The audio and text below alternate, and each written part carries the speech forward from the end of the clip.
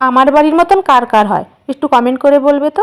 Bread আনলে সব bread খাওয়া হয় না, প্যাকেটের 4-5টা ব্রেড পড়েই থাকে। এই ব্রেডগুলো ফ্রিজের মধ্যে রেখে দিই, সেই ব্রেডগুলো ফ্রিজেই গড়াগড়ি করে আর পাপড়ের মতন শক্ত হয়ে যায়, তার কোনো গতি হয় না, লাস্টে ফেলে দেওয়াই হয়। তাই ভাবলাম আজকে আর ফেলবো না, চলো এগুলোর আজকে গতিই করে দিই। ফ্রিজ থেকে ব্রেডগুলো বের করে ভালো করে মিক্সচারে গুঁড়ো করে নিলাম। তারপরে আলুগুলো কুচিয়ে নিলাম, 3টে আলু নিয়েছি, তোমরা বেশি আলু নিতে পারো। তারপরে আলুটা ধুয়ে নিলাম, তারপরে নুন দিয়ে ভালো করে চটকে নিলাম, যেন আলুর থেকে যে জলটা আছে সেটা বেরিয়ে যায়, তাহলে আলুটা তাড়াতাড়ি সিদ্ধও হবে আর খাবারটা মুচমুচেও হবে। এবার ধুয়ে রাখা আলুটার মধ্যে দিয়ে দিলাম ব্রেড গুঁড়ো করাটা, পেঁয়াজ, লঙ্কা আর নুন হলুদ পরিমাণ মতন, আর দিলাম 2টো ডিম। এটার মধ্যে কোনো জল দেবে না, একটু টাইম ধরে মাখলেই দেখবে খুব সুন্দর মাখা হয়ে গেছে। এবার বলি, তোমরা ব্রেড, আলু, ডিম বাড়িয়ে দিতে পারো। আমার 2টো মেয়ে বলে তাই 2টো ডিম দিয়েই করেছি, 2টো আলু দিয়েই করতাম, একটা আলু ছোট ছিল বলে তাই 3টে আলু দিয়েছি। এই দেখো কি সুন্দরভাবে উল্টে গেল, আর উল্টাতে কোনো কষ্টই হবে না, ডিম দিয়ে আছে তো সহজেই উল্টে যাবে।